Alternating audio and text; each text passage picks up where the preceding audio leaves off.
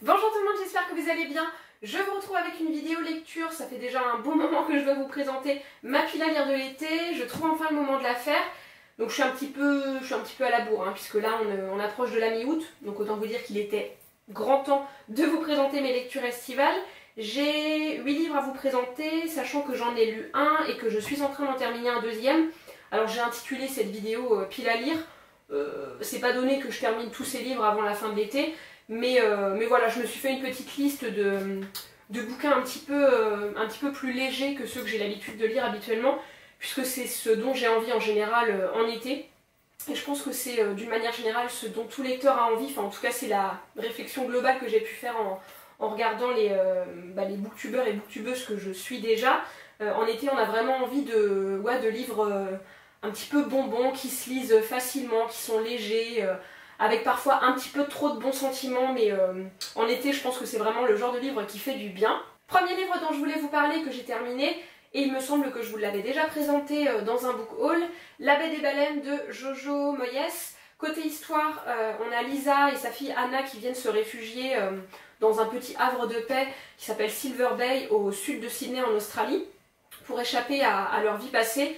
Mais les efforts de Lisa pour tenter de se reconstruire vont être un petit peu mis à mal, on va dire, par l'arrivée d'un Britannique au nom de Mike Dormer. Donc je ne vous en dis pas plus, c'est un livre qui a clairement un gros côté romance, on va pas se le cacher. On a quand même une dimension, on va dire écologique, assez sympa, avec un plaidoyer en faveur de la faune marine, des cétacés, des baleines, des dauphins, etc. Qui est quand même bien présent hein, tout au long du livre, mais à mon sens c'est quand même plutôt le côté romance qui prend le dessus. Et j'ai vraiment adoré ce bouquin. Les personnages sont hyper attachants et c'est clairement renforcé par le fait que chaque chapitre adopte successivement le point de vue des 6 personnages principaux. Et en fait ça rajoute, je sais pas, une espèce de proximité avec chacun des personnages. J'ai vraiment adoré ce style en fait d'écriture. Je crois pas avoir lu un roman qui était écrit de cette façon auparavant. En tout cas ça m'a pas particulièrement marqué. C'est un roman dont l'intrigue est finalement assez bien ficelée, qui vous fait rire à certains moments, qui vous fait pleurer à d'autres, en tout cas pour moi. Donc je vous le conseille. Deuxième livre, il s'agit de ma lecture en cours, Le Lièvre de Vatanen d'Arto Pasilina. Je suis pas bien sûre de la prononciation pour le coup. C'est un grand classique de la littérature finlandaise. Au niveau de l'histoire, on a le journaliste Vatanen qui va manquer d'écraser un lièvre avec sa voiture un soir d'été. Il va récupérer l'animal et révélation. Il va tout abandonner, sa voiture, le collègue avec qui il était ce soir-là, sa femme, son métier, et il va partir sur la route avec l'animal. J'en suis à peu près à la moitié, je ne sais pas si vous verrez quelque chose. Pour l'instant j'aime beaucoup ce roman. Je vous ai dit tout à l'heure en introduction que c'était des livres assez légers, enfin en tout cas qui se lisaient bien.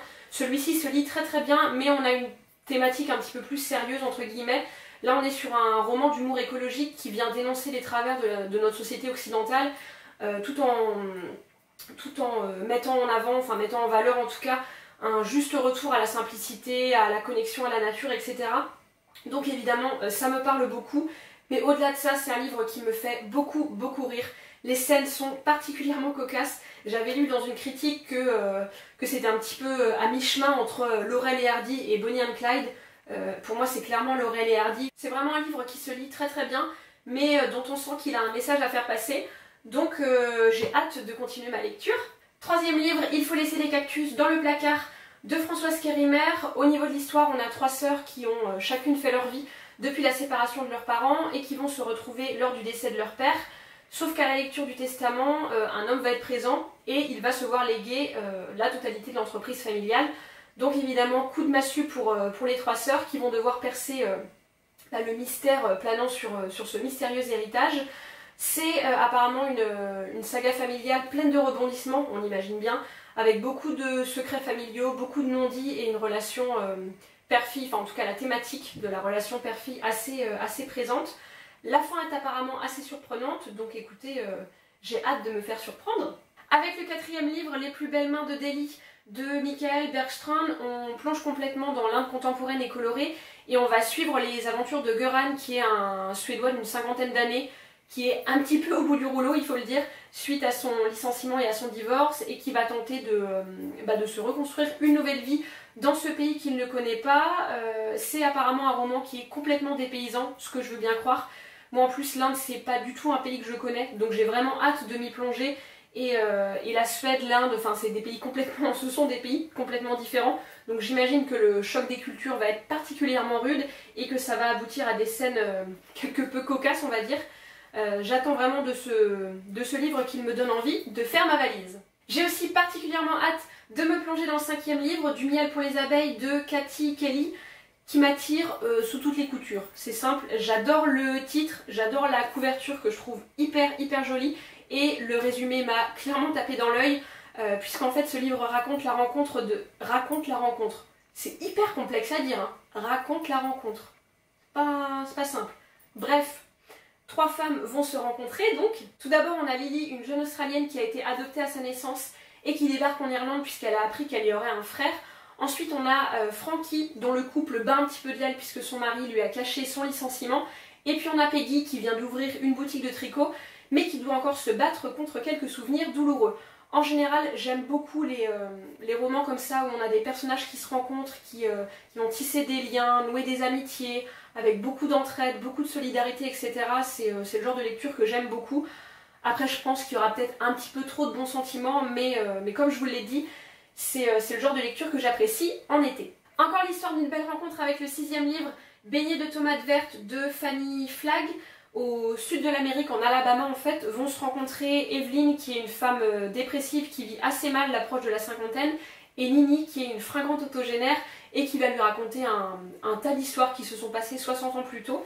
C'est un livre dont j'ai entendu beaucoup de bien. Fanny Flagg c'est une auteure que j'aime beaucoup, avec laquelle j'avais fait connaissance via Miss Alabama et ses petits secrets dont j'avais beaucoup aimé l'histoire. J'imagine bien que ce roman doit être bourré de nostalgie, de tendresse, avec des personnages très attachants. Je vous cache pas que j'en attends beaucoup, vu les critiques que j'ai pu lire. Vu la période, j'imagine aussi qu'il doit y avoir des thèmes un petit peu plus sérieux comme le racisme, etc. Mais d'une manière générale, c'est visiblement, enfin c'est apparemment une véritable ode au bonheur ce livre. Donc je pense qu'il fera beaucoup de bien à lire cet été. Encore un livre avec de fortes valeurs d'entraide et de solidarité, La petite boulangerie du bout du monde de Jenny Colgan. Il me semble que je vous l'avais déjà présenté dans un book haul, celui-ci également. Au niveau de l'histoire, suite à l'échec de son mariage et de son entreprise, Polly vient s'installer dans un petit port tranquille de Cornouailles au-dessus d'une boutique laissée à l'abandon. Elle va s'adonner à l'une de ses activités favorites, à savoir faire du pain, ça va attirer les habitants et elle va tisser des liens avec eux, etc. On imagine bien que c'est une histoire qui doit être assez touchante, attendrissante, avec encore une fois des personnages attachants et une dose bien comme il faut de bons sentiments, comme je l'aime dans mes lectures estivales. Donc j'ai vraiment hâte de m'y plonger pour voir ce que ça donne et puis pour pouvoir humer l'odeur du bon pain chaud. Et enfin, dernier roman, que serait une pile à lire de l'été sans un roman de Laurent Gounel, qui reste à ce jour mon auteur préféré en termes de développement personnel. Dans celui-ci, Le jour où j'ai appris à vivre, on a Jonathan qui est un jeune vendeur d'assurance à San Francisco et qui va se faire interpeller dans la rue par une bohémienne. Bohémienne qui va lui annoncer sa mort prochaine. Comme dans tous les Gounel, vont s'en suivre des épreuves ou en tout cas des aventures que devra accomplir Jonathan et qui vont lui permettre de se découvrir et de changer un petit peu sa vision de la vie. Les romans de Laurent Gounel font toujours beaucoup écho en moi. Je percute très bien au message que l'auteur veut faire passer. Ce sont toujours des romans qui permettent de se poser les bonnes questions sur le sens de la vie et sur ce que sont les véritables richesses. Et j'aime vraiment beaucoup cet auteur que je vous conseille. J'espère du coup que ce roman sera à la hauteur de ceux que j'ai pu lire précédemment. Voilà pour ma pile à lire de l'été. J'espère que j'aurai pu vous donner quelques petites pistes si jamais vous étiez en panne d'inspiration côté lecture. Je vous embrasse fort et je vous retrouve très bientôt dans une autre vidéo.